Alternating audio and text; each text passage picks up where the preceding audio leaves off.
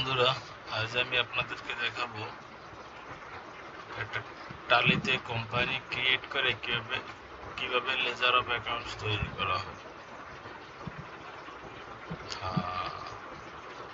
আমরা প্রথমে টালিতে যাব।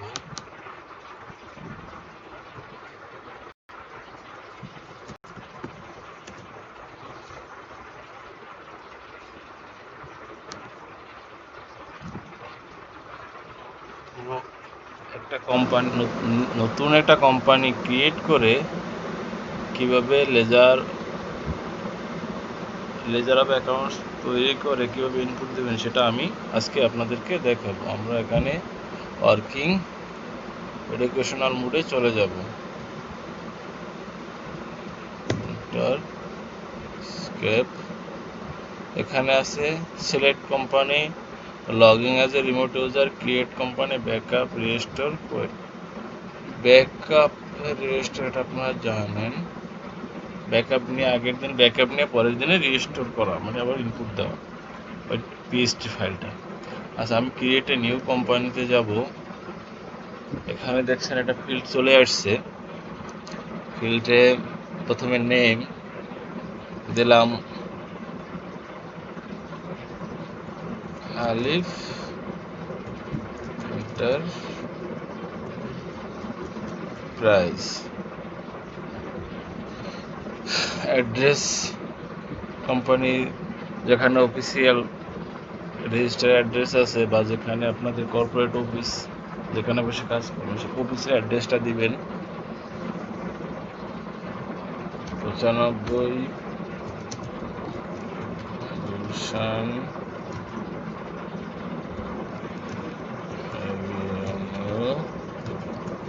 ঢাকা 1212। আচ্ছা, কান্ট্রি এখানে ইন্ডিয়া দেওয়া আছে, আমরা সিলেক্ট করব বাংলাদেশ। ডেফিনেটলি বাংলাদেশ আছে, বাংলাদেশ। ফোন নম্বর, ল্যান্ড ফোন নাম্বার থাকলে দিবেন।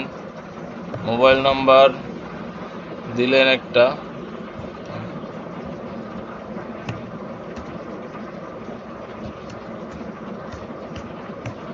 মোবাইল নাম্বার দিলাম।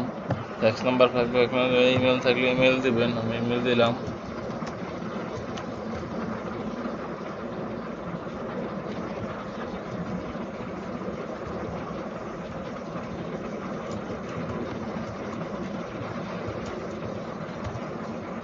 আচ্ছা, ওয়েবসাইট এখন দিলাম না, আপনাদের অফিসিয়াল ওয়েবসাইট থাকলে অফিসিয়াল ওয়েবসাইট দিবেন।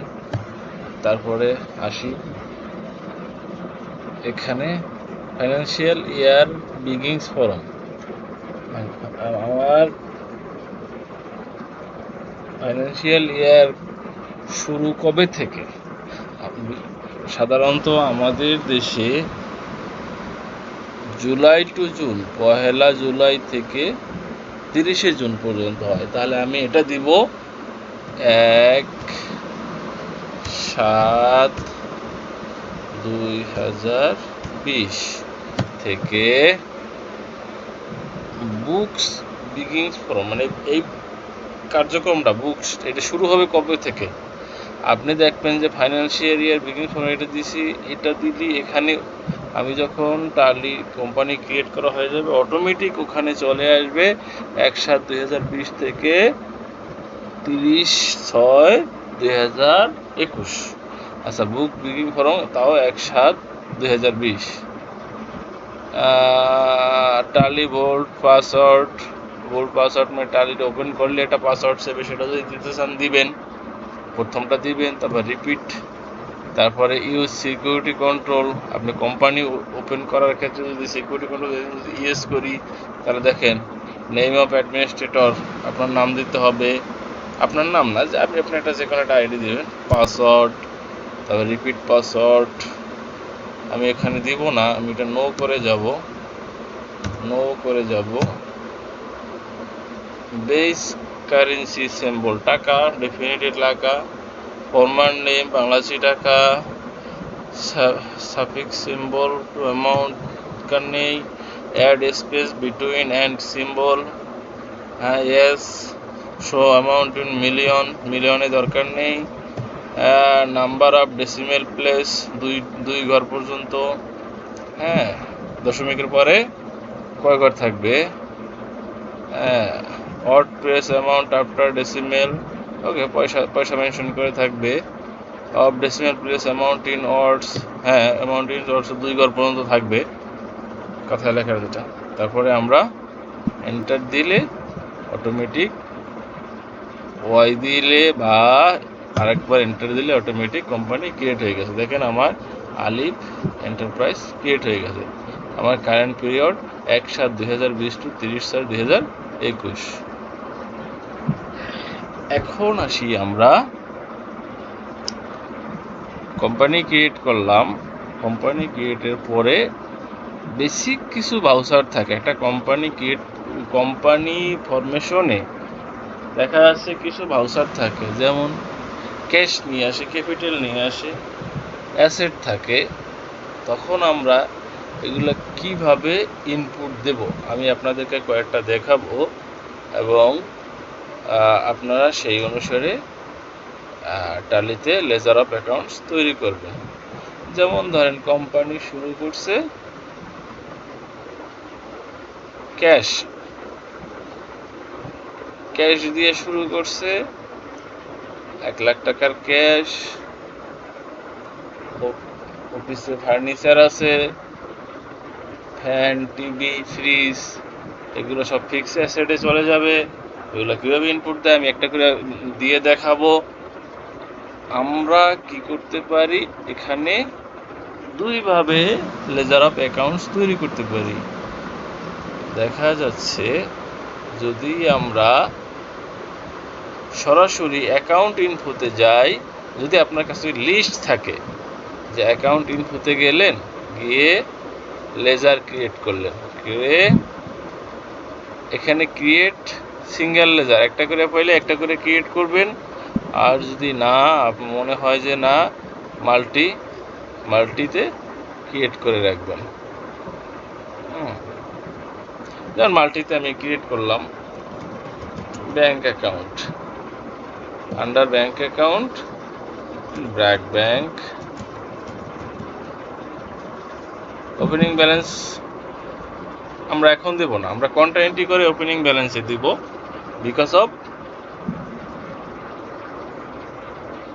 ব্যাংকে সরাসরি ওপেনিং ব্যালেন্স না দিয়ে ব্যাংক অ্যাকাউন্ট খুলতে হলে তো অবশ্যই মালিকের পকেট থেকে দিতে হয়, সেটা ক্যাশ থেকে যাবে।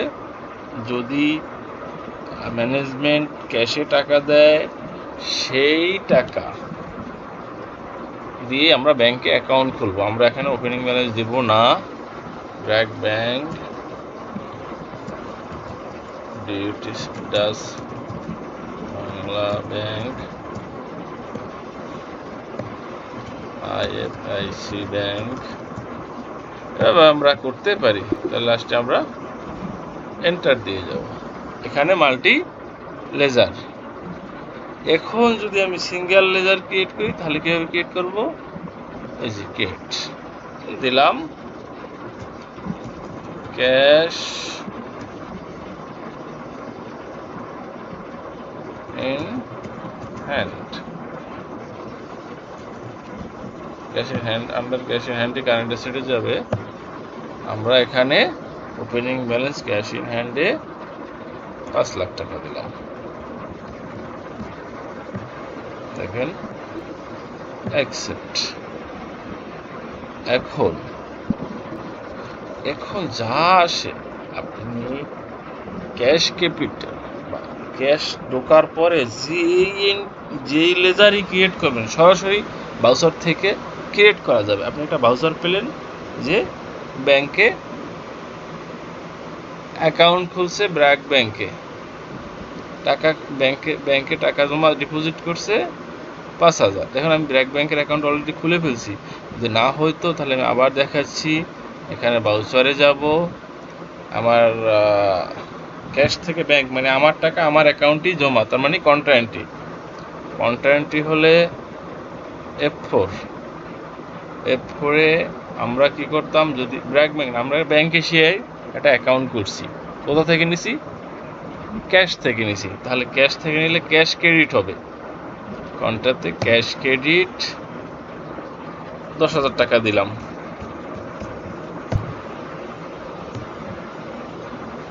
ক্যাশে 5 লাখ দিলাম না, cash credit, cash in hand, cash in hand 10,000 টাকা দিলাম। এখন আমরা ব্যাংক এশিয়া অ্যাকাউন্ট খুলছি। এখান থেকে দেখেন কি করছি আমি, ক্যাশ ইন হ্যান্ড যাওয়ার পর এন্টার দিয়ে ডেবিটে এন্টার দেওয়ার পরে এখানে জাস্ট অল্টার সি, কি দেব, অল্টার সি দিলে আমি দিলাম ব্যাংক এশিয়ায় একটা ব্যাংক অ্যাকাউন্টসে যাবে। হ্যাঁ, এগুলো ব্যাংক অ্যাকাউন্ট নম্বর পাইলে তো দিব 1 2 3 4 5 6। হ্যাঁ, কোড নাম্বার দরকার নাই, branch Banani no Bank Asia address দেওয়ার দরকার নাই, কারণ আমি জানি কোন ব্যাংকে আমার ট্রানজ্যাকশন হবে। তারপর ইয়েস করে যাব। দেখেন আমার ব্যাংক এশিয়া লেজার ক্রিয়েট করা হয়ে গেছে। এভাবে যত ভাউচার আসবে সব আমরা এভাবে দিব। যেমন আমি এখন 5টা টেবিল কিনছি, তাহলে টেবিলে কি হবে, পেমেন্টে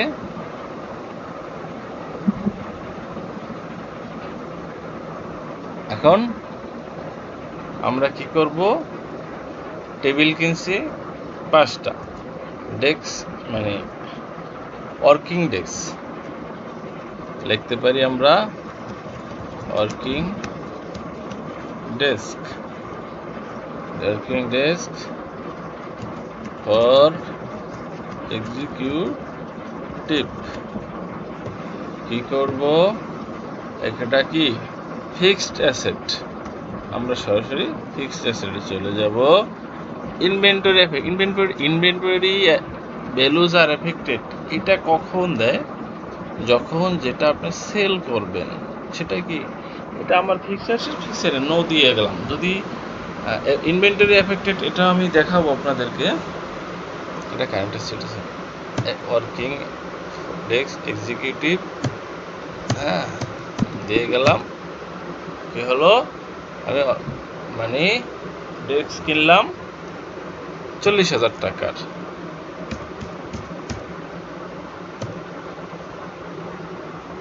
তাহলে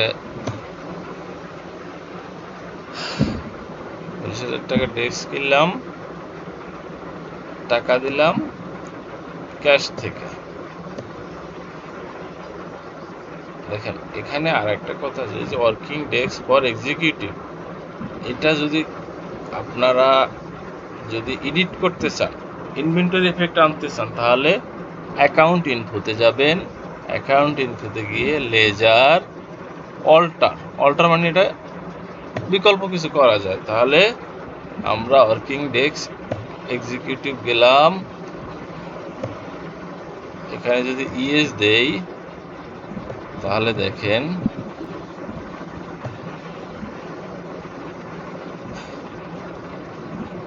আমরা ভাউচার ক্রিয়েটের সময় ওয়ার্কিং ডেস্ক এক্সিকিউটিভ অটোমেটিক আমাদের ডেস্ক কতগুলো কয়টা ডেস্ক, আমরা 4টা ডেস্কের এক্সিকিউটিভের জন্য 4টা ডেস্ক কিনছি। Name of item alter C executive table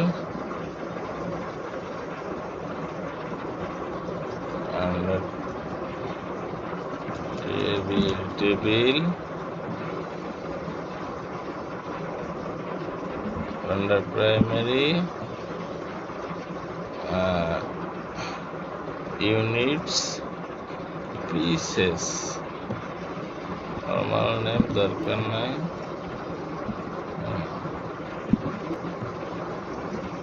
quantity 4টা, রেট ধরছি 10,000 টাকা। দেখেন চলে আসবে, 40,000 টাকা চলে আসছে। দেখেন আমার এখানে টেবিল কয়টা আছে সেটাও আমি ক্যাশ দিয়ে ক্রয় করছি। যদি নোট থাকে নোট লিখলাম। এখন আমি দিলে দেখেন টেবিল আমার এক্সিকিউটিভ টেবিল 4 পিস চলে আসছে। হ্যাঁ, এরপরে আমি আবারও বলছি, আমরা যদি চাই সরাসরি অ্যাকাউন্ট ভাউচারে গিয়ে অল্টার সি প্রেস করে করতে পারি। আর যদি আমি লিস্ট পাই যে না আমার এতগুলো লিস্ট আছে, তাহলে আমি অ্যাকাউন্ট ইনফোতে গিয়ে লেজার ক্রিয়েট করে ক্রিয়েট লেজারে অন বাই অন করতে পারি, বা মাল্টিপল লেজারে গিয়ে ক্রিয়েটে গিয়ে আমি ধারাবাহিকভাবে করতে পারি। সাচ অ্যাজ ওভারহেড বা ইনডাইরেক্ট এক্সপেন্স।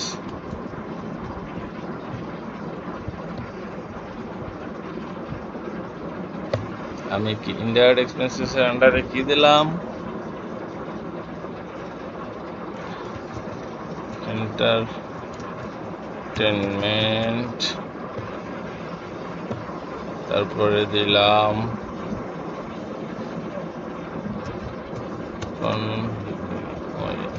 কনভেন্স, তারপরে দিলাম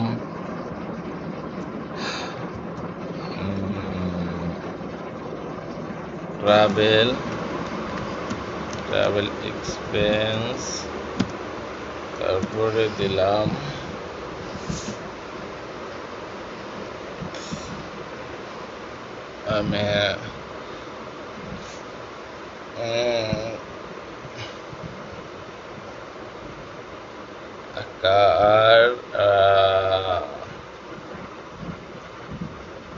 এভাবে আমি লেজার যত লিস্ট পাবো আমি জাস্ট দিয়ে যাব। দেখেন এখন আমি আবার কিভাবে দেখবো ক্রিয়েট হয়েছে ডিটি,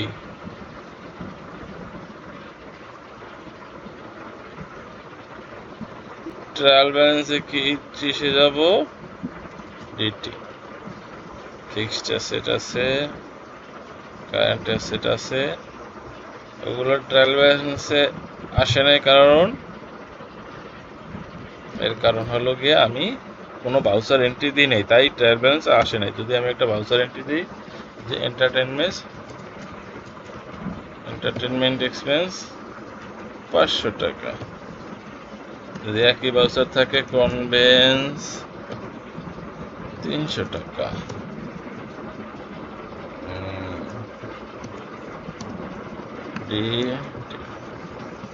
ট্রাভেলস এক্সপেন্স 400 টাকা, টোটাল ক্যাশ একটা ভিন্ন ছিল, ক্যাশ ইন হ্যান্ড। ওকে, যদি কোনো নোট থাকে নোট দিব। এরপরে আমরা যদি ডিটিতে যাই, দেখেন আমাদের ইনডাইরেক্ট এক্সপেন্সে চলে আসছে, লিস্ট চলে আসছে। এভাবে দেখেন প্যারোল প্রথমে আপনার জার্নাল করি, তারপরে এক্সপেন্স দেখায়, পেমেন্ট দেখায়, কিন্তু প্যারোলের এখানে সরাসরি একটা অপশন আছে, এখানে নাই। আমরা কি করব, আমাদের দেখবেন যে এখানে ইনভেন্টরি ইনফো নিচে একটা আসবে প্যারোল ইনফো, তারপরে ইনভেন্টরি ভাউচারের নিচে আসবে প্যারোল ভাউচার্স। এটা কিভাবে আনবো আমরা? প্রথমে F11 অ্যাকাউন্ট ফিচার্স, এখানে দেখেন maintain account only, integrate accounts and inventory, use income expense account instead of profit and loss account, enable multi-currency, maintain bill-wise details for non-trading। এই যে মেনটেন প্যারোল এখানে নো দেওয়া আছে, আমি যদি এখানে ইয়েস দেই এন্টার, আমি আর কোনো চেঞ্জ করব না, তাহলে আমি এন্টার দিয়ে বের হব না। আমি একবারে কী করবো, কন্ট্রোল এ দিয়ে বের হয়ে গেলাম। এই দেখেন প্যারোল ইনফো চলে আসছে, সেকেন্ড অপশনে এখানে প্যারোল ভাউচার চলে আসছে। এভাবে প্যারোল ভাউচার ইনপুট দিব, ক্যাশ ইন হ্যান্ড। এখন নাম লিখবো, কি লিখবো? কিছু নাই, এখন alter C employee number, designation, function, name, salary mister Joy. হ্যাঁ, প্রাইমারি কি? প্রাইমারি না, এটা আমরা দেব salary expense under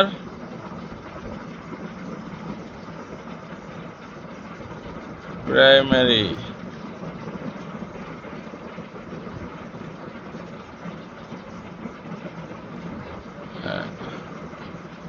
employee number, number থাকলে নাম্বার দিব, designation, function, location, gender, date of birth, blood group, father's name, তার spouse name, address, phone number, email. ব্যাস, এভাবে দিয়ে আমরা ইনকাম ট্যাক্স নাম্বার, ওই যে টিন নাম্বার যেটা আছে, ওই আইডেন্টিফিকেশন, ওই নাম্বারটা দিয়ে আমরা ডিটেলস নিয়ে নেবো। মিস্টার জয় অ্যামাউন্ট আমি দিই নেই, তাহলে অ্যামাউন্ট আসেও নেই। এভাবে আমরা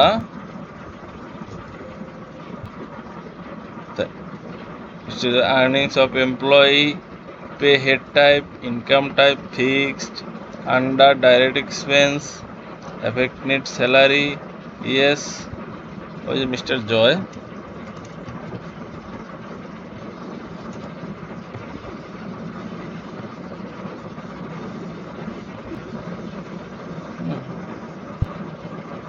এভাবে আমরা প্যারোলও এন্ট্রি দিতে পারবো। এখানে দেখেন, আমি আবার এরপরে আমরা দেখব ব্যালেন্স শিটে। ব্যালেন্স শিটে দেখেন অটোমেটিক আছে, fixed asset, current asset, stock in hand, bank account, closing stock. এরপরে আছে ওপেনিং আমার অলরেডি প্রফিট অ্যান্ড লসে দেখাচ্ছে। আমার ডিটেলসে গেলে F alter F1, alter F1, এরপরে দেখবো আমরা প্রফিট অ্যান্ড লস। আমি আবারও বলছি, আপনারা যখন যে ভাউচারটা পাবেন, ধরেন আপনি পেয়েছেন,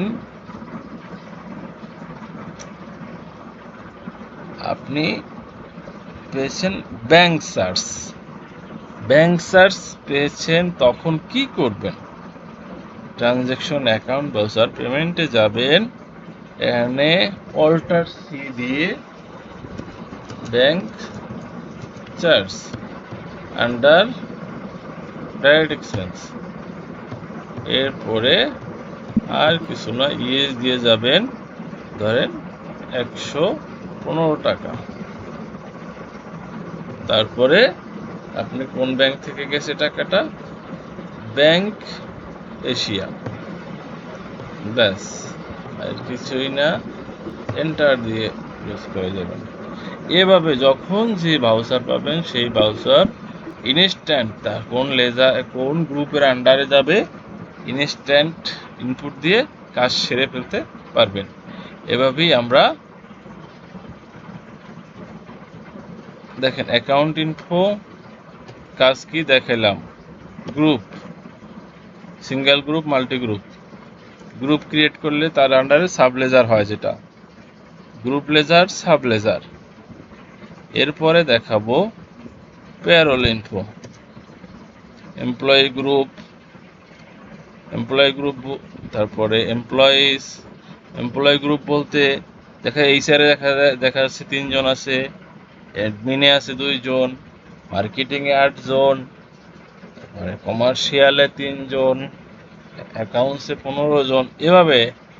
এভাবে unit works, attention, production type, এগুলো প্রত্যেকটার individually, salary details, voucher type, এই প্রত্যেকটারই ইন্ডিভিজুয়ালি ইনপুট দিতে হবে।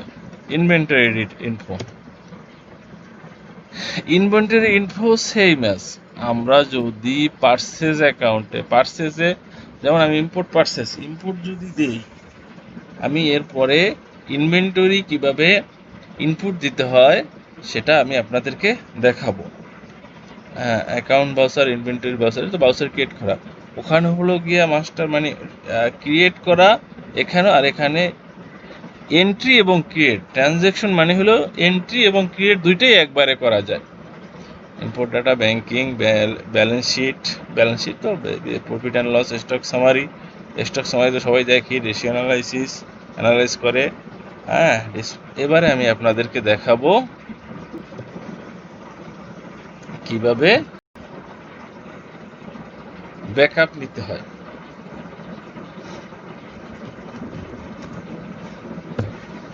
টালি ওপেন করতেছি, কাজ শেষ আজকে কাজ শেষ করে আমরা টালি ব্যাকআপ নিয়ে রাখবো।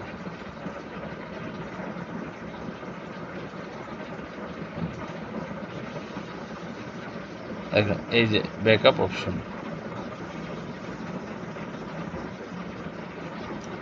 সোর্স যে টালির অপশন, সোর্স টালি যেখানে আছে সেখান থেকে আমরা ব্যাকআপ নেব। ডেস্টিনেশন ডি ফোল্ডারে চলে যাবে। ডি ফোল্ডারে গিয়ে আমি শুধু আলিফ এন্টারপ্রাইজটাই ব্যাকআপ নিব, কারণ ওইটারই কাজ করেছি না, আর কোনোটার ব্যাকআপ নেব না।